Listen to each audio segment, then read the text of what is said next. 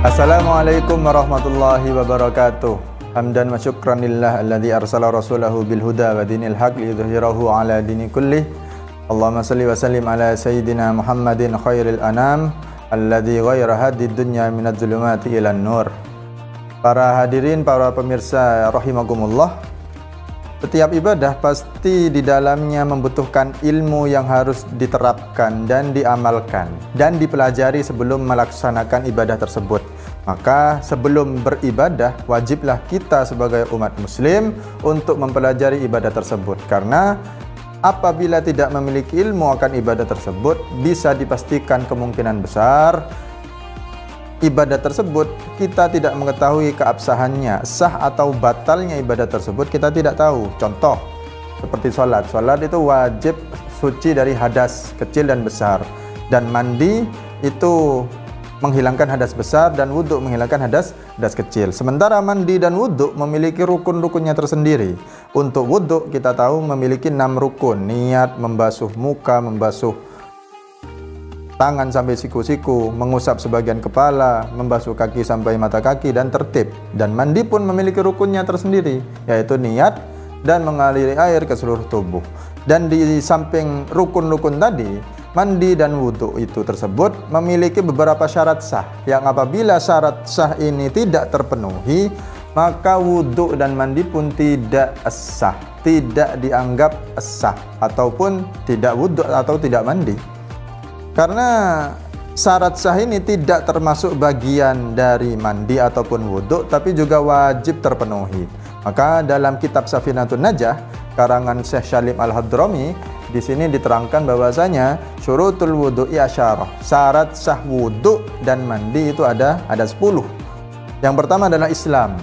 Jadi orang yang non muslim tidak sah wudhunya karena memang syarat sah pertama wudhu sudah tidak terpenuhi, yaitu wajib beragama Islam. Ataupun seorang muslim itu baru sah wudhunya apabila sudah masuk ke agama Islam. Yang kedua adalah tamyiz. Tamyiz ini adalah bisa membedakan mana baik, mana buruk.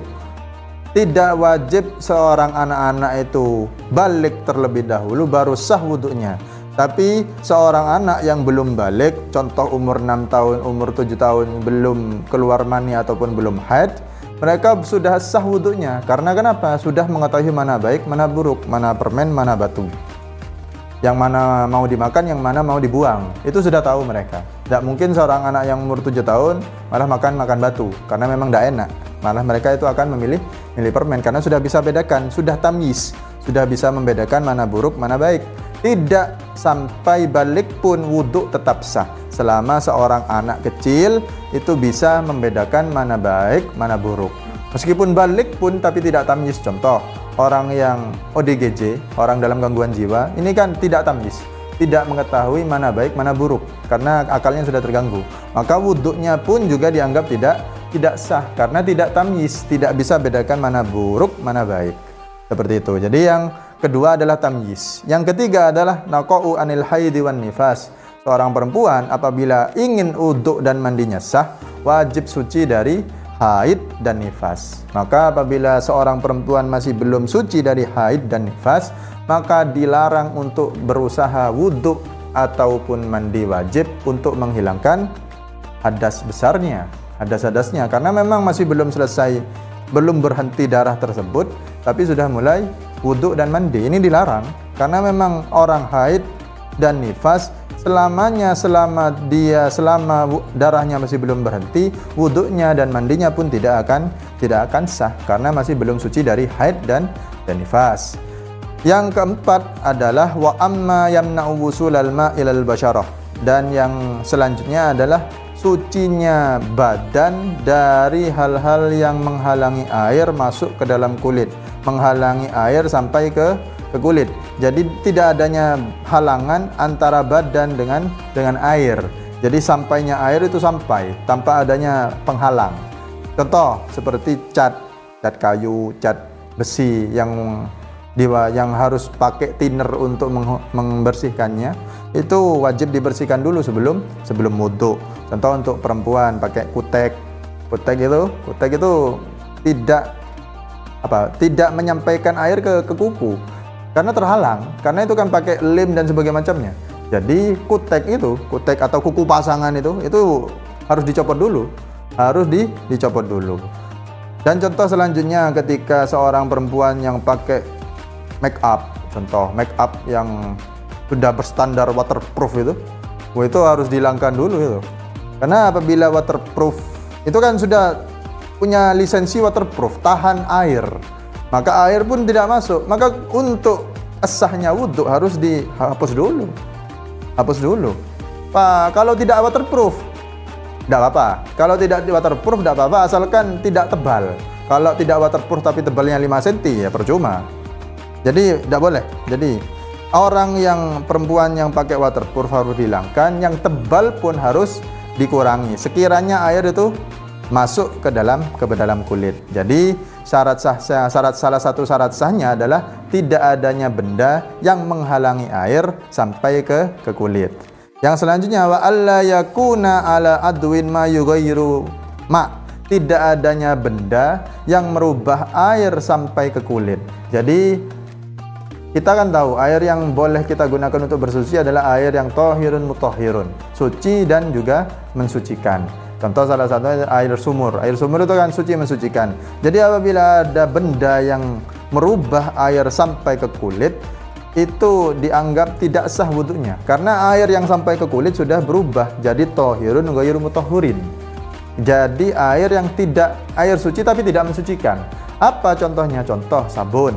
Jadi apabila kita wudhu tapi pakai sabun terlebih dahulu, jadi sabun dulu baru kita wudhu atau mandi, itu dikhawatirkan air yang sampai ke kulit sudah bercampur dengan sabun, maka akhirnya air sabun tersebut menjadi air yang tohirun ghairu mutahhirin, air yang suci tapi tidak mensucikan. Jadi seperti itu. Yang selanjutnya adalah wal ilmu bifardiyatihi, mengetahui setiap rukun wudhu dan mandi. Jadi rukun wudhu dan mandi itu wajib diketahui. Yang 6 rukun tadi untuk wudhu itu wajib diketahui. Yang mandi pun juga wajib diketahui. Apabila tidak diketahui rukun mandi dan rukun wudhu, bisa dipastikan ini tidak sah. Jadi wajib tahu, wajib memiliki ilmu sebelum beribadah. Yang selanjutnya wa alla ya'taqida fardhan minal furudihi sunnatan, tidak menyangka salah satu rukun wudhu ataupun rukun mandi adalah sunnah wudhu dan mandi. Jadi menyangka saja, contoh membasuh muka untuk wudhu itu adalah sunnah, dia menganggapnya sunnah, maka wudhunya pun tidak sah. Karena membasuh muka itu adalah sebagian fardu-fardunya wudhu. Maka apabila seseorang itu menganggap membasuh muka ini sunnah, maka auto tidak sah, wudhunya auto tidak sah, karena menganggap salah satu fardu wudhu menjadi sunnahnya wudhu. Dan yang selanjutnya adalah wal ma'ut tahur, menggunakan air yang suci mensucikan, yang mana kita sudah pembahasan kemarin, yaitu adalah air yang bisa digunakan tohirun mutahhirun itu ada 7. Itu air yang bisa suci mensucikan atau bisa disebut air mutlak, itu ada 7. Air laut, air sungai, air hujan, air sumur, air salju, air embun. Ini 7 ini yang bisa digunakan untuk bersesuci. Dan selanjutnya adalah wadukhulul waqti wal muwalatu lidaimil hadath. Lah, 2 syarat selanjutnya yaitu untuk orang yang dawamul hadas. Dawamul hadas, apa itu dawamul hadas? Dawamul hadas adalah orang yang hadasnya tidak berhenti untuk keluar.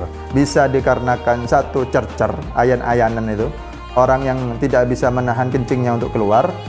Yang kedua adalah seorang perempuan yang keluar darah istihadah.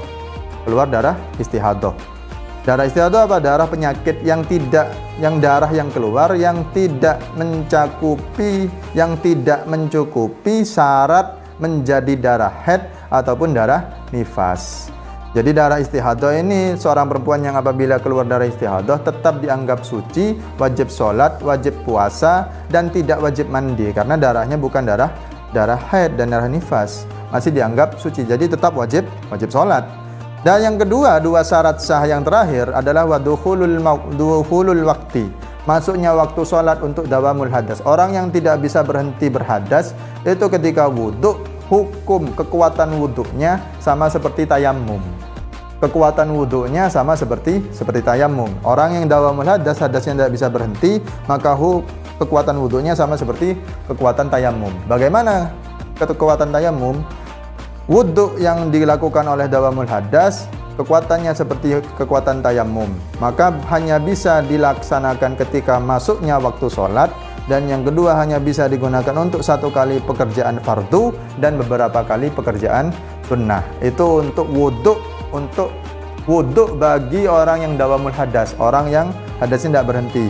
Jadi yang pertama adalah dukhulul wakti, wajib masuk waktu sholat terlebih dahulu untuk berwudhu bagi orang yang dawamul hadas. Jadi umpama dia mau sholat duhur, wajib masuk waktu duhur dulu, baru wudhu, baru sholat. Jadi jangan wudhu untuk orang yang dawamul hadas ya. Jangan wudhu ketika belum waktunya sholat, tapi untuk sholat tersebut. Contoh, mau sholat duhur tapi wudhunya jam 10 untuk dawamul hadas, ini tidak sah. Tidak sah karena memang dawamul hadas, hadasnya tidak berhenti. Cercer ataupun istihadah ini kan tidak berhenti hadasnya. Maka orang yang cercer ataupun dawamul hadas ini wajib masuk waktu duhur dulu untuk wudhu sholat duhur. Yang selanjutnya, yang terakhir adalah muwalah lidaimil hadas. Muwalah, bersegera, berterus-terus antara rukun satu dengan rukun yang lainnya. Tidak boleh terjeda oleh beberapa waktu yang lama. Jadi antara sholat dan wudhu dan bahkan rukun sesama wudhunya itu tidak boleh dijeda oleh waktu yang amat lama. Jadi harus bersegera. Sekali mulai langsung selesai. Jadi seperti itu. Jadi untuk orang yang dawamul hadas, tata cara untuk bersuci untuk yang dawamul hadas yaitu pertama adalah istinja, membersihkan najisnya dulu, kemudian meminimalisir najis yang keluar dengan menggunakan pembalut ataupun kapas yang diletakkan di celana dalam yang agak ketat, kemudian baru berwudhu, langsung sholat. Tidak boleh terjeda oleh beberapa waktu yang lama kecuali yang berkaitan dengan sholat yang dikerjakan. Contoh, menunggu jamaah. Jadi orang yang dawamul hadas boleh menunggu jamaah. Seperti itu. Wal muwalatu lidaimil hadas. Jadi wajib bersegera antara rukun satu dengan yang lainnya untuk orang yang dawamul hadas. Itu semua adalah syarat sah wajib wudhu dan mandinya. Jadi apabila tidak terpenuhi syarat-syarat tersebut, maka dipastikan wudhu dan mandi pun juga tidak sah. Jadi para pemirsa, hanya itu yang bisa kami sampaikan. Selamat berbuka untuk kita semua. Apabila terdapat salah kata, kami mohon maaf. Wabillahi taufiq wal hidayah wa ridha wal inayah. Assalamualaikum warahmatullahi wabarakatuh.